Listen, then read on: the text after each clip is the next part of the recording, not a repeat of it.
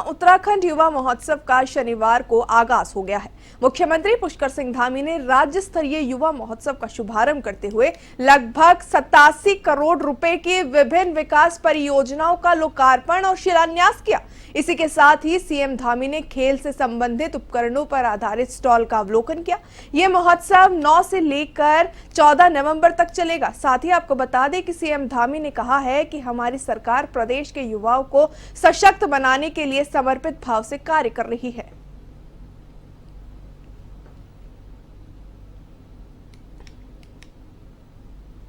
खुशी की बात है कि आज ही के दिन से यानी कि 9 नवंबर से जिस दिन हमारी रजत जयंती है उसी दिन से युवा महोत्सव की भी शुरुआत हो रही है, जिसका कि माननीय मुख्यमंत्री जी ने अपने कर कमलों से शुरुआत कर दी है।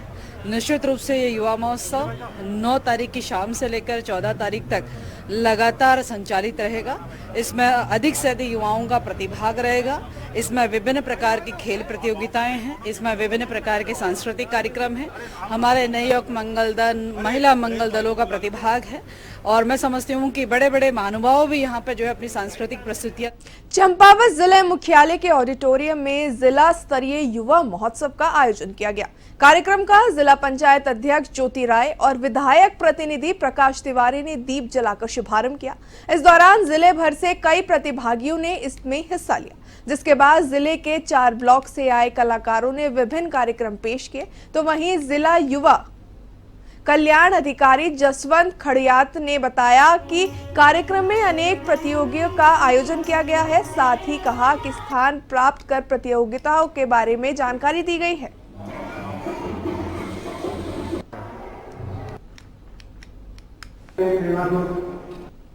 स्तरीय युवा महोत्सव का आयोजन बुरलचौड़ के ऑडिटोरियम में आयोजित किया गया, जिसमें विभिन्न ग्राम पंचायतों की युवक महिला मंगल दलों द्वारा प्रतिभाग किया गया। इस कार्यक्रम में लोकगीत, लोक नृत्य, शास्त्रीय गायन, शास्त्रीय वादन, एकल नृत्य, एकल गायन और एकांकी प्रतियोगिता का यहाँ पर आयोजित किया गया और जिसमें विजयी प्रतिभागियों द्वारा जो 10 नवंबर से राज्य स्तर पर आयोजित की जा रही है उसमें प्रतिभाग करेंगे और जो प्रतिभागी यहाँ से चयनित होंगे उसका विभागीय मद से उनका खर्चा विभाग वहन करेगा, जो आने जाने का और भोजन।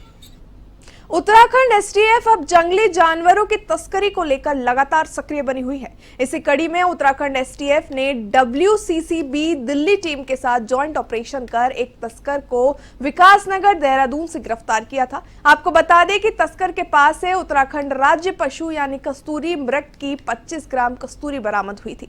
इसके बाद अब एसटीएफ उसके नेटवर्क के संबंध में जांच के लिए वन विभाग की टीम के साथ कार्रवाई कर रही है।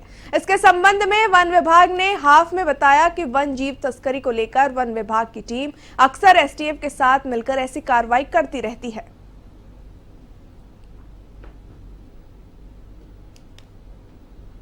एसटीएफ जब भी कार्रवाई करता है इस तरह की चीजों में तो वन विभाग के साथ कोऑर्डिनेटेड फॉर्म में ये चीजें प्राय होती हैं और हम लोग लगातार इसमें सपोर्ट करते हैं, क्योंकि कई बार ऐसा होता है कि हम लोग जॉइंटली ऑपरेशन करते हैं, कई बार वो करते हैं और फिर हमारी मदद लेते हैं। तो ये सभी इन्फोर्समेंट एजेंसीज का दायित्व बनता है कि इस तरह की कोई भी घटना हो तो उसमें सब लोग कोशिश करके इन चीजों को कंट्रोल करें, एलिमिनेट करें। तो उसी के क्रम में और इस तरह की घटनाएं हैं तो ये एक मुद्दा है जिसमें हमें थोड़ा डीप इंक्वायरी करने की जरूरत है। खबर राजधानी देहरादून से है, जहां कांग्रेस के नेताओं ने प्रदेश की भाजपा सरकार पर आरोप लगाते हुए कहा है कि भाजपा निकाय चुनाव कराने से भाग रही है। इसी कारण लगातार तारीख पर तारीख दी जा रही है। नेताओं ने इस दौरान और बताया कि प्रदेश सरकार जानती है कि अगर इस बार निकाय चुनाव हुए तो उन्हें हार का सामना करना पड़ सकता है।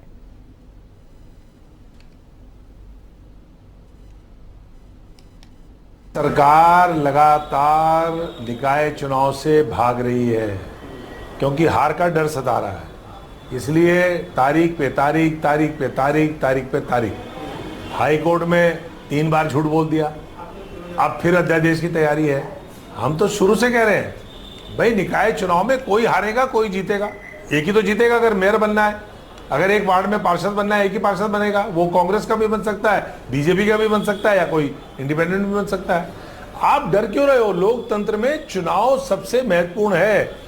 इस समय प्रदेश की जनता लगातार हमने अपने निकाय चुनाव संपन्न कराएंगे क्योंकि जिस अध्यादेश की आप बात कर रहे हैं वो विषय ये है कि हमारे यहाँ हमने पिछले दिनों निर्णय लिया था कि जो चुनाव होंगे वो 2011 की जनसंख्या के आधार पर होंगे। आरक्षण का विषय जो आप जानते हैं, जो हमारे एकल आयोग था, DS वर्मा साहब की अध्यक्षता में बना था, जिसकी रिपोर्ट सरकार ने स्वीकार की, कैबिनेट ने उसको पास किया।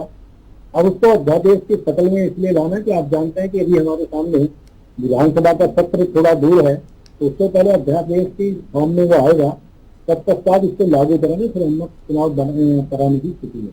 काशीपुर में आज श्रमजीवी पत्रकार यूनियन काशीपुर इकाई की ओर से काशीपुर आइकन अवार्ड 2024 का आयोजन किया जा रहा है, जिसमें फिल्म सितारे और मीडिया जगत की कई हस्तियां हिस्सा लेने जा रही है।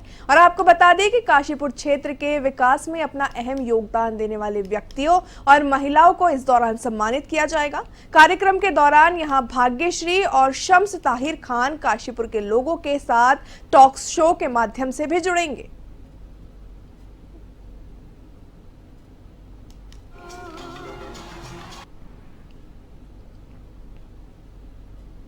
काशीपुर श्रमजीवी पत्रकार यूनियन के काशीपुर आइकॉन अवार्ड 2024 में मुख्य अतिथि के रूप में शामिल होने का निमंत्रण मिला।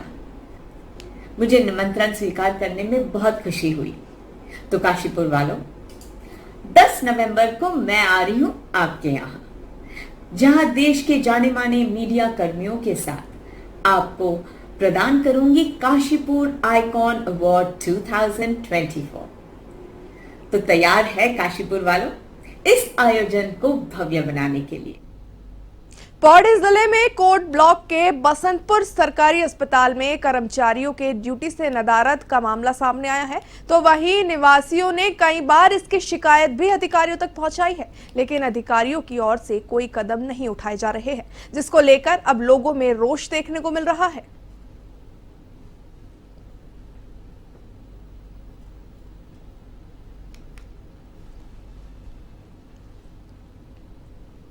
पहाड़ों की रानी यानी मसूरी में उत्तराखंड राज्य के 25वें स्थापना दिवस पर सांस्कृतिक कार्यक्रमों का आयोजन किया गया। इस दौरान शहीद स्थल पर उत्तराखंड राज्य के शहीद आंदोलनकारियों और अल्मोड़ा बस दुर्घटना में दिवंगत हुए लोगों को श्रद्धांजलि अर्पित की गई। आपको जानकारी के लिए बता दें कि कार्यक्रम का आयोजन Mussoorie traders and welfare association की ओर से किया गया था।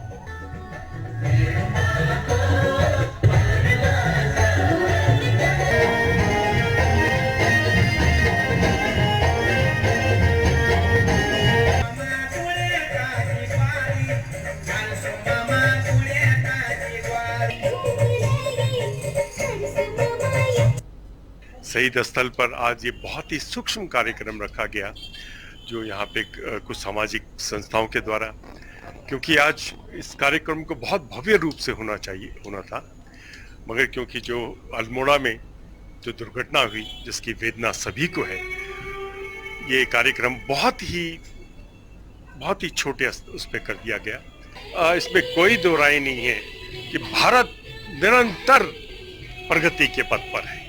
मसूरी में नाबालिग लड़की से दुष्कर्म करने वाले व्यक्ति को स्थानीय लोगों का गुस्सा झेलना पड़ा, जहां पुलिस की ओर से आरोपी को कोतवाली ले जाते वक्त लोगों ने पुलिस की गाड़ी को ही घेर लिया और उस पर हमला शुरू कर दिया। वहीं आपको बता दें कि पुलिस ने बड़ी ही मुश्किल के साथ आरोपियों को बचाया और कोतवाली सुरक्षित लेके गए।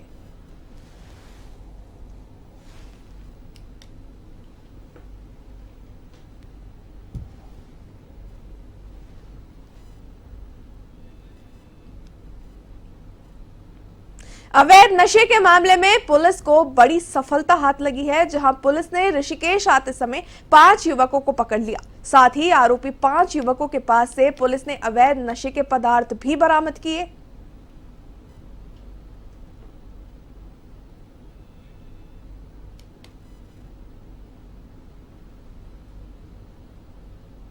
देर रात नरेंद्रनगर प्लाजा क्षेत्र से 5 नशा तस्करों को पकड़ा गया है, जो कि एक स्विफ्ट डिजायर गाड़ी में नशे की सामग्री लेकर जा रहे थे और उनके कब्जे से लगभग 3.5 किलो चरस बरामद की गई है, जिसकी जो अंतर्राष्ट्रीय बाजार में कीमत लगभग 7 लाख रुपए है। और 5 अभियुक्तों के विरुद्ध NDPS एक्ट के अंतर्गत मुकदमा दर्ज किया गया और सभी को न्यायिक अभिरक्षा में भेज दिया गया है। और लगातार हमारी जो टेहरी पुलिस है इसमें नशे के विरुद्ध कार्रवाई कर रही है। और सभी से अपील है कि अगर आपको भी कोई सूचना प्राप्त होती है, आपको जानकारी प्राप्त होती है कि कोई नशे की तस्करी कर रहा है या व्यापार कर रहा है, तो वो गोपनीय रूप से टेहरी पुलिस को सूचना दें। आपकी पहचान गोपनीय रखी जाएगी और टेहरी पुलिस के द्वारा उस पर सख्त से सख्त कार्रवाई की जाएगी। जहां रामनगर में अवैध नशे के खिलाफ कोतवाली पुलिस का लंबे समय से अभियान लगातार जारी है। इसके बावजूद भी रामनगर के कई इलाकों में नशे का अवैध कारोबार लगातार जारी है। तो वहीं पुलिस ने जावेद नाम के आरोपी को गिरफ्तार करते हुए उसके कब्जे से 20 अवैध नशे के इंजेक्शन बरामद किए।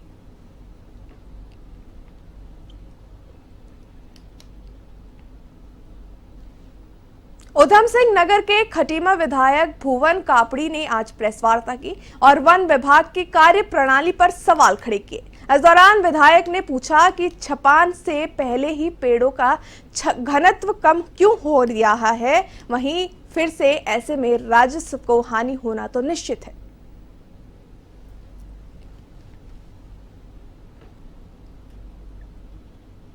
अनफिट और कटान का नाम है निशिपादन, जड़ खुदान हो जाता है जिसमें आगे जांच नहीं हो सकती। इसके बाद इसमें जो है 3 तरीके का, जो फॉरेस्ट की भाषा में है 3 तरीके के पेड़ों के छपान की कैटेगरी है। पहली होती है जो है साउंड, जिसमें जो घनत्व है वो 70% निकलता है पेड़ का, लगभग 70%। और दूसरा है फिट में निकलता है 50%। और तीसरा है अनफिट, उसमें लगभग 30%, लगभग में है, ये एग्जैक्ट नहीं है। तो पहले ही आप समझिए कि 89% पेड़ों को अनफिट कर। लोहाघाट में राज्य स्थापना दिवस के कार्यक्रम का आयोजन किया गया। इस अवसर पर लोहाघाट डीएम रिंकू बिश ने कार्यक्रम की अध्यक्षता की। इस दौरान राज्य के इतिहास के बारे में भी जानकारी दी गई। तो वहीं आने वाले समय में किस तरीके से उत्तराखंड को टॉप राज्य में लाया जा सके और विकास कार्यों पर भी चर्चा की गई।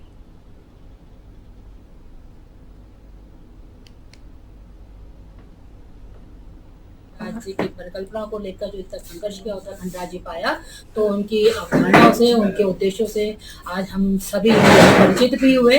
और उत्तराखंड राज्य ने अभी कितना और आगे जाना है, उसकी कैसी परिकल्पना होगी, उसका जो रोड मैप है उस पर भी विचार विमर्श किया गया। उत्तराखंड राज्य आंदोलनकारियों को इस शुभ अवसर पर सम्मानित किया गया, उनका माल्यार्पण किया गया और उत्तराखंड राज्य आंदोलनकारियों को उनके परिचय पत्र भी। मसूरी में भारतीय जनता पार्टी मसूरी मंडल द्वारा संगठनात्मक चुनाव 2024 को लेकर एक होटल में कार्यशाला का आयोजन किया गया, जिसमें बतौर मुख्य अतिथि मसूरी मंडल प्रभारी रतन सिंह चौहान ने दीप प्रज्वलित कर कार्यशाला का शुभारंभ किया।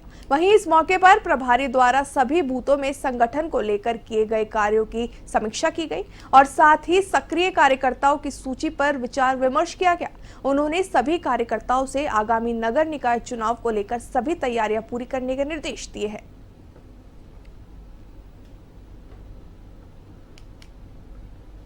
कार्यकर्ता भारतीय जनता पार्टी के, उनको किस तरह हम अपने संगठन में सक्रियता से जोड़े, जिससे कि भारतीय जनता पार्टी आगे बढ़ पाए और आने वाले समय में हम भारतीय जनता पार्टी को मजबूती प्रदान कर सकें। अब भारतीय जनता पार्टी 24 घंटे की पार्टी है और पूरे 12 महीने भारतीय जनता पार्टी का कार्यकर्ता काम पर रहता है। जैसा कि हमारे आदरणीय राष्ट्रीय अध्यक्ष हैं, उन्होंने कोरोना काल में भी कहा था कि सेवा ही संगठन है और भारतीय जनता पार्टी का एक एक कार्यकर्ता अपने कार्यक्रमों के साथ साथ सामाजिक सरोकार भी रखता है और समाज से जुड़कर काम करता है। इसीलिए हमें सक्रिय सदस्य बनाए गए हैं और आने वाले चुनाव में जो हमारी सक्रिय सदस्यों की टीम होगी, जो बूथ गठन की करके हम जो 11-11 लोगों की एक टीम बनाएंगे, उस टीम वर्क ने आने वाले चुनाव में काम करना है और भारतीय जनता पार्टी के प्रत्याशी को यहाँ पर जिताना है। प्रधानमंत्री नरेंद्र मोदी ने स्थानीय भाषा के संवर्धन को लेकर आह्वान किया है।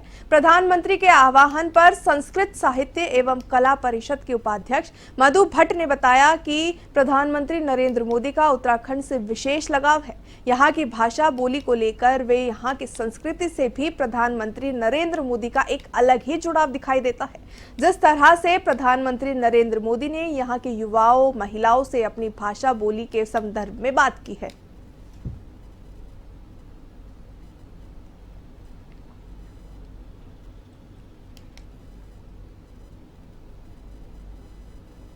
केदारनाथ चुनाव के लिए भाजपा ने पूरी ताकत झोंक रखी है। विधानसभा क्षेत्र के साथ साथ प्रवासी मतदाताओं को भी भाजपा अपने पक्ष में मतदान के लिए पूरी जोर आजमाइश कर रही है, जिसको लेकर भाजपा प्रदेश अध्यक्ष ने खुद प्रवासी मतदाताओं की कमान अपने हाथों में थाम ली और उनसे संपर्क करने के लिए वे अन्य प्रदेशों में लगातार भ्रमण कर रहे हैं।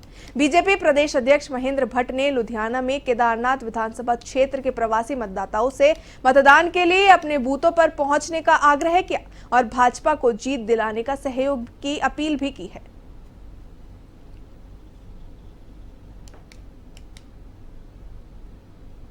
केदारनाथ विधानसभा में आपदा के बाद अनेकों लोगों का पलायन हुआ है। बड़ी संख्या में उनके मतदाता काम के सिलसिले में दिल्ली में है, चंडीगढ़ में है, हरियाणा में, लुधियाना में। तो हमारे जो प्रवासी कार्यकर्ता केदारनाथ विधानसभा के अंतर्गत जिनका क्षेत्र पड़ता है, ऐसे सब लोग के साथ मेरा मिलना हो रहा है। दिल्ली में मेरी बैठक हुई है, आज मैं लुधियाना आया हूँ, लुधियाना के अंदर बैठक है और मैं कहता हूँ बड़ी संख्या में अच्छा मतदान केदारनाथ के इस बाई इलेक्शन में हो, ये पार्टी की रणनीति का हिस्सा है। और निश्चित रूप से मैं कह सकता हूँ कि बड़ी संख्या हमारे कार्यकर्ता जो प्रवासी कार्यकर्ता हैं, जो जिनका क्षेत्र केदारनाथ क्षेत्र में पड़ता है, वो सब लोग मतदान के लिए अपने गाँव को। उत्तराखंड विधानसभा के अध्यक्ष ऋतु खंडूड़ी भूषण ऑस्ट्रेलिया दौरे पर थी। ऑस्ट्रेलिया में उन्होंने 67वें राष्ट्रीय मंडल संसदीय संघ यानी CPA सम्मेलन में भारतीय प्रतिनिधि मंडल के सदस्य के रूप में प्रतिभाग लिया, जिसके बाद ऋतु खंडूड़ी भूषण ऑस्ट्रेलिया दौरे से भारत वापस लौट आई हैं। उन्होंने CPA सम्मेलन से जुड़ी जानकारी दी तो ऋतु खंडूड़ी भूषण ने बताया कि यह सम्मेलन सिडनी के अंतर्राष्ट्रीय कन्वेंशन सेंटर में ऑर्गेनाइज किया गया था। इस सम्मेलन में कई देशों के सांसदों ने प्रतिभाग किया। सम्मेलन में संसदीय लोकतंत्र और शासन के महत्वपूर्ण मुद्दों पर विस्तार से विचार किया।